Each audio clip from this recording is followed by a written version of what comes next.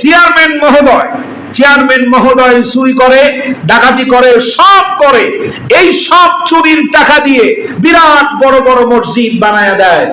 উদ্দেশ্য হচ্ছে তার সাথী এবং তার গোলাম যে চাকর, যে সে জিজ্ঞেস করছে, হুজুর আপনি এত টাকা পয়সা 6-9 করেন, চুরি করেন, এই টাকা দিয়ে আবার মসজিদ বানায়া দেন, এখানে গিয়ে আবার বক্তব্য দেন, আমার কাছে বড় শরম লাগে। উনি তখন বলছে, শরম পাওয়ার কোনো কারণ নাই, কারণ হলো এই, আমি টাকা দিয়ে মসজিদ বানায়া দিলাম, ধর্মপ্রাণ মানুষেরা মসজিদের ভিতরে যত থাকবে, জমিন যত ফাঁকা থাকবে, চুরি করা আমার জন্য তত সহজ হবে। আমাদের দেশে সে অবস্থা না? গোটা বাংলাদেশে সৌদি আরব থেকে পাঠানো 8,000 কোটি টাকা পাঠানো হলো, সেই টাকা দিয়ে বানানো হলো মসজিদ, আর মসজিদ গুলো স্বৈরাচার বানালো তার বাপের নামে। নাম দিল কি?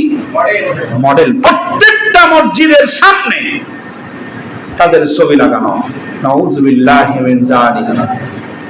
মসজিদ বানায়া দেব যাতে মসজিদের ভিতরে থাকবি, তাসবিহ তাহলিল জপবি, যা খুশি তাই করবি, জমিন থাকবে ফাঁকা, জমিনে তোরা আসবি না। জমিন যদি ফাঁকা থাকে তাহলে চুরি চামারি করতে আমাদের সহজ হয়। এ হলো তাদের চিন্তা ভাবনা। প্রিয় বন্ধুগণ, এজন্য আল্লাহ রাব্বুল আলামিন বলেছেন, না, এই শান্তি পেতে হলে তোমাদেরকে জমিনের উপরে আল্লাহ রাব্বুল আলামিনের দ্বীন কায়েম ছাড়া শান্তি পাওয়ার কোনো রাস্তা নাই। প্রিয় বন্ধুগণ, ভালো করে খেয়াল করবেন, আপনি দ্বীন কায়েম হোক এটা চাইবেন কেন? কি প্রয়োজনীয়তা আছে? কি প্রয়োজনীয়তা আছে? আপনি কেন আল্লাহর দ্বীন প্রতিষ্ঠা করার সংগ্রাম করবেন?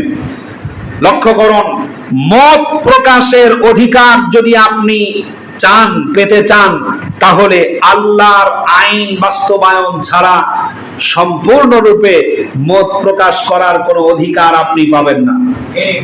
পাবেন? আমি কথাটা বুঝাই, ভালো করে খেয়াল করেন। ঘুমাচ্ছেন? একটু জোরে বলেন আল্লাহু আকবার।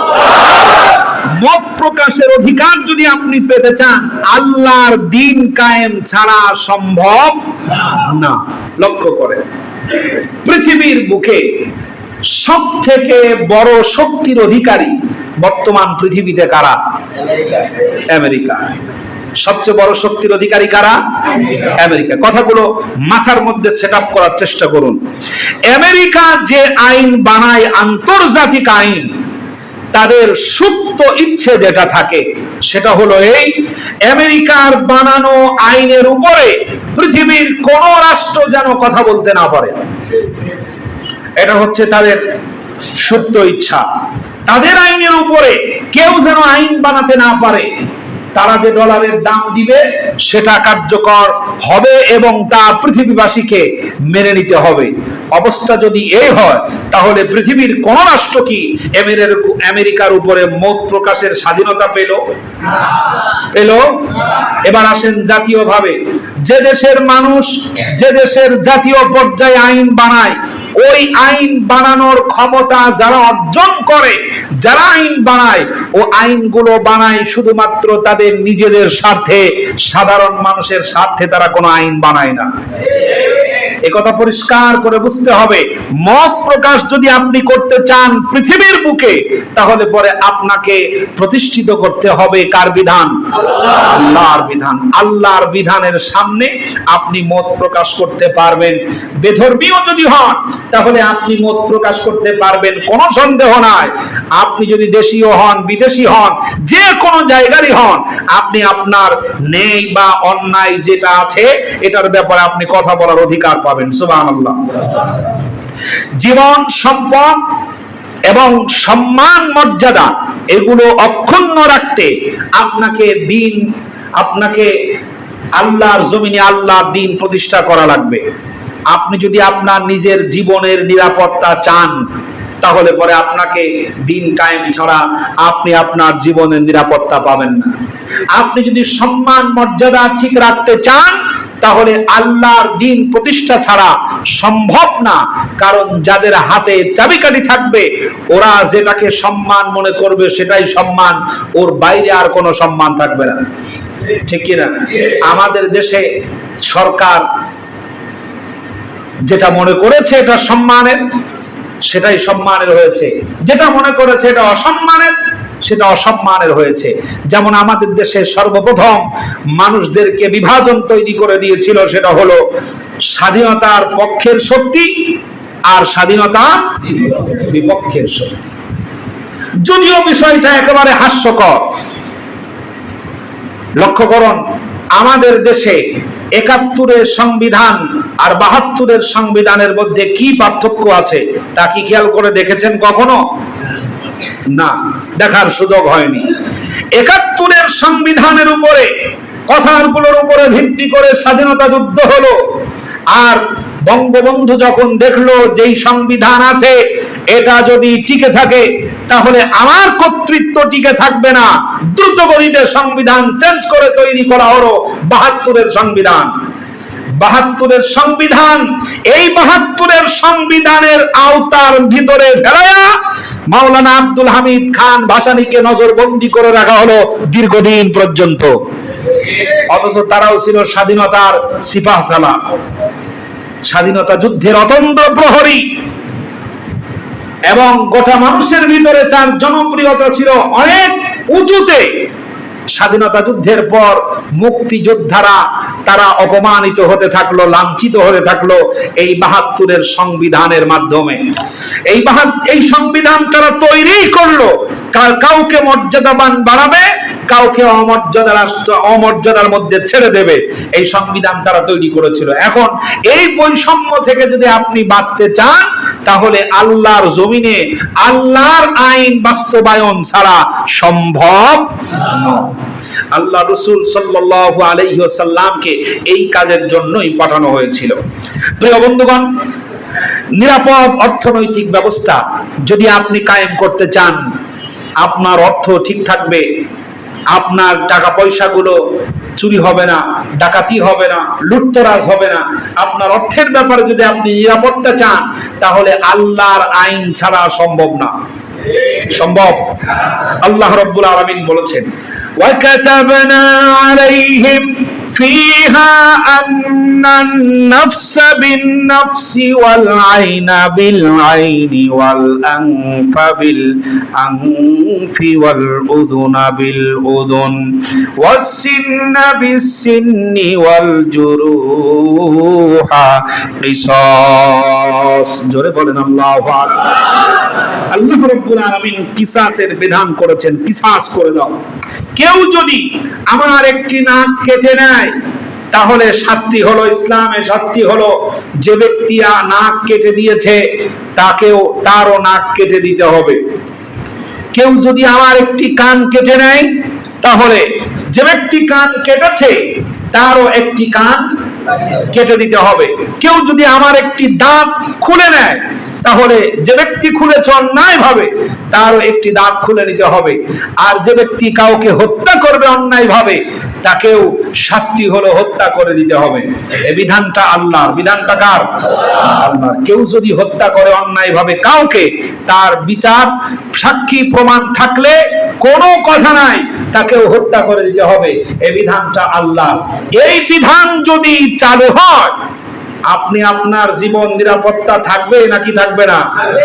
খুন করার আগে সন্ত্রাসীরা 14 বার ভাববে যে আমারও দুনিয়াতে আর থাকা হবে না। আমাদের দেশে যে আইন আছে, বিভিন্ন দেশে যে আইনগুলো আছে গণতান্ত্রিক দেশগুলোতে, এই আইনগুলোর ফাঁক, এই আইনগুলোর দরজা, এই আইনগুলোর জানালা এত বেশি যে সরকার দলের লোকেরা হাজারো অন্যায় করলে পার পেয়ে যায়। আর বিরোধী যারা, তারা যদি সামান্যতম অন্যায় করে অথবা ন্যূনতম সম্পর্ক থাকে ছিঁড়ে ফোটা, এগুলো দেখে দেখে ধরে তাদেরকে জেলখানায় আবদ্ধ করা হয়। এগুলো হচ্ছে দেশীয় আইন। প্রত্যেকটি দেশে একই অবস্থা, প্রত্যেকটি দেশে একই অবস্থা। যদি ইসলামিক মানুষ এবং অন ইসলামিক লোক, অর্থাৎ ইসলাম ধর্মের অধিকারী এবং অন্য ধর্মের অধিকারী, তারাও যদি শান্তি এবং নিরাপত্তা পেতে চায়, তাদের অর্থনৈতিক এবং জীবনের নিরাপত্তা যদি পেতে চায়, তাহলে আল্লাহর আইন বাস্তবায়ন ছাড়া সম্ভব নয়। আল্লাহর আইনের ভিতরে কোনো বৈষম্যতা নাই। আমি যদি কাউকে হত্যা করি, ইসলামের বিধান আমার উপরে আসবে এটাই, আমাকেও হত্যা করে ফেলতে হবে। আপনি যদি কারো দাঁত খুলে নেন, দাঁত ফেলে দেন, তাহলে ইসলামের বিধান হলো আপনারও দাঁত ফেলে দিতে হবে। ঈসা আলাইহিস সালামের সময়ে আইন ছিল কেউ যদি তোমাকে একটা থাপ্পড় দেয় তাহলে তুমি প্রতি উত্তরে তাকে থাপ্পড় দিতে পারবে না, বরং তাকে ভালো কথা বলে সেখান থেকে ফিরে আসবে। এটা ছিল ঈসা আলাইহিস সালামের জামানার কথা। কিন্তু এটা নবী মুহাম্মদুর রাসূলুল্লাহ সাল্লাল্লাহু আলাইহি ওয়াসাল্লামের প্রণীত শরিয়াত। এই শরিয়াতে এমনটি নয় যে আপনি আমাকে চর মারবেন আর আমি আপনাকে দুলাভাই বলে ডাক দিয়ে চলে আসব। আল্লাহ বলেছেন যদি একটা থাপ্পড় দেয় জবাবে তার আরেকটা থাপ্পড় দিয়ে দাও। যদি তোমাদের একজনকে হত্যা করে জবাবে তার আরেকবার হত্যা করে দাও, তাহলে পরে আর সে হত্যাকাণ্ড ঘটানোর কোনো সাহস পাবে না। এই কথাটা সুশীল সমাজের লোকেরা সহজে মানতে পারে না। এই কথাটা সুশীল সমাজের মানুষেরা সহজে মানতে পারে না, বলে ভুল তো সে করেইছে, ভুল তো সে করেইছে। দেখেন না বিচারপতি মানিক, এর যখন লোকেরা আঘাত করেছে, এখন কত লোক কত মায়া কান্না করছে, কত কান্নাকাটি করছে। একজন মুরব্বী মানুষ, একজন বয়োজ্যেষ্ঠ মানুষ, একজন বিচারপতি মানুষ, তার উপরে এরকম অত্যাচার, অমানবিক অত্যাচার, এটা চালানো ঠিক হয় নাই, এটা চালানো ঠিক হয় নাই। কিন্তু গোটা 15টা বছর ধরে ও চশমার চোখ দিয়া জামাত শিবির ছাড়াও আর কিচ্ছু দেখে নাই, আর কোনো কিছু দেখতেই পায় না। এই মানিক আর মহিলাদের মধ্যে কি যেন ছিল, তুরিন আফরোজ, তুরিন আফরোজ। এই তুরিন আফরোজ এরা সকলে মিলে, এরা দুইজনে মিলে বাংলাদেশের চোরের লিস্ট তারা করতে পারে নাই, ডাকাতের লিস্ট করতে পারে নাই, অর্থ পাচারের লিস্ট করতে পারে নাই, ব্যাংক ডাকাতের লিস্ট করতে পারে নাই, সন্ত্রাসীর লিস্ট করতে পারে নাই। বর্তমান যারা আইনের পোশাক পরে সন্ত্রাসী কর্মকাণ্ড করে ঘটিয়ে যারা দেশ থেকে পালানোর চেষ্টা করছে, আত্মগোপন করে আছে, এই সব সন্ত্রাসীদের লিস্ট করতে পারে নাই। এই দুই সোনার মানিকেরা লিস্ট করেছিল বাংলাদেশের আলেমদের লিস্ট। কম জ্বালানো জ্বালাইছে, কম জ্বালানো জ্বালাইছে। এখন পিটুনি খাওয়ার পর শরীয়তের বিধান হলো তোমার একটা সয়ের কারণে যদি কোনো মানুষের ফাঁসি হয় তাহলে তোমার শাস্তি পাওয়ার শাস্তি হলো এই, তোমাকেও ফাঁসির দড়িতে ঝুলায়া মৃত্যুদণ্ড দেওয়া। প্রিয় বন্ধুগণ, আমরা আমাদের জীবন সম্পর্কে, আমরা আমাদের ধর্ম সম্পর্কে অসচেতন নই। আমরা সচেতনতার সাথেই দেশে বসবাস করার চেষ্টা করি। আল্লাহ রাব্বুল আলামিন যেন আমাদের তৌফিক দেন ভালো করে বুঝার এবং ভালোভাবে চলার। বলেন আমিন।